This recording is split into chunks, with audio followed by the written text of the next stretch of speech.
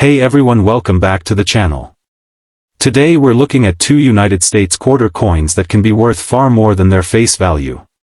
Most quarters are used every day and are worth only what is printed on them. But some can become valuable because of their age, condition, low mintage, rare varieties, or genuine mint errors.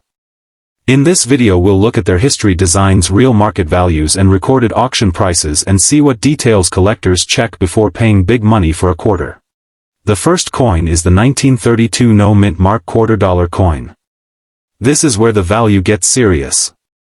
One exceptional example has reached $40,250 at auction, making it one of the most valuable regular 1932 Washington quarters. But that does not mean every 1932 quarter is worth thousands. Current values depend heavily on grade. A worn coin can be worth tens of dollars, while a high-grade coin can move into the hundreds, thousands, or much more. PCGS lists the auction record at $40,250 for a superb MS-67 example. The story of this coin begins in 1932 when the United States introduced the Washington quarter. The coin was made to honor the 200th birthday of George Washington. It became the start of one of the longest-running quarter designs in American history. The no mint mark tells us this coin was made at the Philadelphia Mint. Unlike Denver or San Francisco coins, Philadelphia did not place a mint mark on the quarter. Only about 5.4 million of these quarters were made. That is a very small number compared with many later Washington quarters. Still, the coin is not automatically worth thousands just because of its low mintage. Millions of coins from later years were made in much larger numbers, but collectors also care about how many examples survived and what condition they are in today. This quarter is also special because it is made from 90% silver and 10% copper. It weighs about 6.25 grams and has a reeded edge. If you hold one in your hand, it feels different from today's copper nickel quarters. The silver content gives it an additional base value, but the collector value can be much higher when the coin is rare and well preserved. Look at the front and you will see George Washington facing left. His portrait was designed by John Flanagan. The date appears below his portrait, while the words Liberty and In God We Trust surround the design. Turn the coin over and you will see an American eagle with its wings spread. The eagle is surrounded by United States of America $quarter and E pluribus unum. The design may look simple today, but in 1932 it marked a major change in American coinage. The Washington quarter became a familiar part of everyday life, and the first-year issue is especially important to collectors. That is one reason the 1932 date gets so much attention when old quarters are being searched. Now let's talk about the numbers you are more likely to care about. A circulated 1932 no mint mark quarter can often bring tens of dollars depending on the grade and current market. As the condition improves, the price rises quickly. Examples in about uncirculated and mint state grades can move into the hundreds or more. High-grade pieces become much harder to find because most quarters from the 1930s were handled and spent. The real jump comes when you reach the finest grades. PCGS records show the 1932 regular issue with an auction record of $40,250. That price belongs to an exceptional MS-67 example. It is important to understand that this is a top auction result, not a normal selling price for every 1932 quarter. There is another reason not to judge your coin from one auction number. Two coins with the same date can look very different. One may have deep scratches, weak details, or signs of cleaning. Another may have sharp details, strong luster, and very few marks. Even if both have the same date, collectors will usually value the better coin much more. When checking your 1932 quarter, start with Washington's hair and cheek. These areas can show wear very quickly. If the highest points look flat, the coin has likely seen a lot of use. Then check the eagle on the reverse. Look closely at the feathers, especially the higher parts of the design. Next, look at the open areas of the coin. These are called the fields. Marks and scratches can be easy to spot there. A few small contact marks are normal on older coins, but heavy scratches can reduce the value. Also check for signs of cleaning. A coin that has been rubbed or polished may have fine lines across the surface. Do not clean a 1932 quarter if you find one. Even if it looks dark or dirty, the original surface is important. Cleaning can remove the natural look of the silver and may lower the coin's collector value. Leave the coin as you found it and let a professional examine it if you think it could be valuable. You should also pay attention to the edge. The 1932 quarter has a reeded edge, so the small lines around the edge should look normal and even. Damage around the edge is common on old coins, but damage is not the same as a mint error. Errors and varieties can also be important in Washington quarters, but you should be careful before calling something an error. A scratch, dent or hit from another coin usually happened after the coin left the mint. A true mint error must have a clear connection to the production process. One useful point about the 1932 issue is that the no mint mark is normal. Some new collectors see no letter under the eagle and think the mint mark is missing. In this case there is nothing missing. Philadelphia coins from this period normally have no mint mark. The best examples are the ones that look fresh, sharp and original. If your coin has strong details and very few marks, it may be worth having professionally graded. A certified grade gives buyers a better idea of the coin's condition and can make a major difference when the value is high. So if you find a 1932 no mint mark $quarter coin, do not spend it before checking it carefully. A heavily worn example may be worth a modest amount above its silver value, while a high-grade example can be worth hundreds or thousands. At the very top, a superb example has reached $40,250 at auction. The second coin is the 1976 D Mint Mark Drummer Boy quarter coin. At first glance this looks like an ordinary quarter from the American Bicentennial.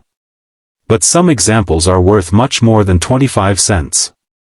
A regular 1976 D-clad quarter has an auction record of $8,400, while the important 1976 D Doubled Die Obverse variety has also reached $8,400 at auction. These are exceptional coins, not normal pocket change pieces.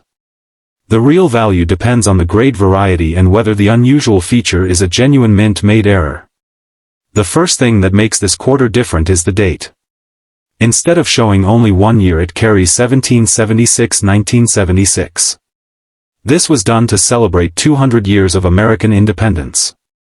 The design was used only for the bicentennial period, which makes these quarters easy to recognize even if you know very little about coins.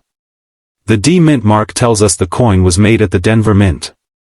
The Denver Mint produced about 860.1 million of these clad bicentennial quarters. That is a huge number. Because of this, the normal 1976 D quarter is common. Finding one is not difficult, and most examples that were used in daily spending are worth around their 25-cent face value. But there is a big difference between a normal worn coin and a top-quality example. Many 1976 D quarters were placed into bags or stored with other coins. As they moved around, they picked up small marks. Some were also spent for years. Finding one with a clean surface and sharp details is much harder. The front of the coin still shows George Washington. His portrait faces left just as it does on regular Washington quarters. The date is special because of the 2-year bicentennial date. The words Liberty and In God We Trust complete the front design. Now turn the coin over. This is the part that gives the quarter its popular name. You will see a colonial drummer with a drum and drumsticks. There is also a torch and 13 stars. The 13 stars represent the original 13 colonies. The reverse was designed by Jack L. Ahr. This design was made to connect the coin with America's early history. The drummer represents the people and events surrounding the American Revolution. That is why collectors often call this coin the Drummer Boy quarter, even though the official design is the bicentennial reverse. The normal 1976 D quarter is made from copper and nickel over a copper center. This is important because some collectors see the golden color and assume the coin contains silver. It does not. The Denver circulation issue is a clad copper-nickel coin. Silver bicentennial quarters were made at San Francisco, so the mint mark matters. Now let's look at current value. A circulated 1976 D quarter usually stays around 25 cents. A nice uncirculated example can bring a small premium, and high-grade certified coins can bring much more. PCGS auction data shows a regular 1976 D-clad quarter reaching $8,400 in MS66. That is an exceptional result, so it should not be used as the normal value of a typical coin. The grade can make a huge difference.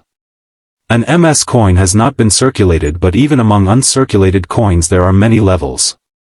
An MS65 can look very nice, while an MS66 or MS67 must have much better surfaces. The higher the grade, the harder the coin is to find. This is where your eyes should go when searching. Look at Washington's cheek and jaw. These areas can show small contact marks. Then look at the open fields around the portrait. If there are many scratches or small hits, the coin may not reach a very high grade. On the reverse, study the drummer, the torch, and the fields around them.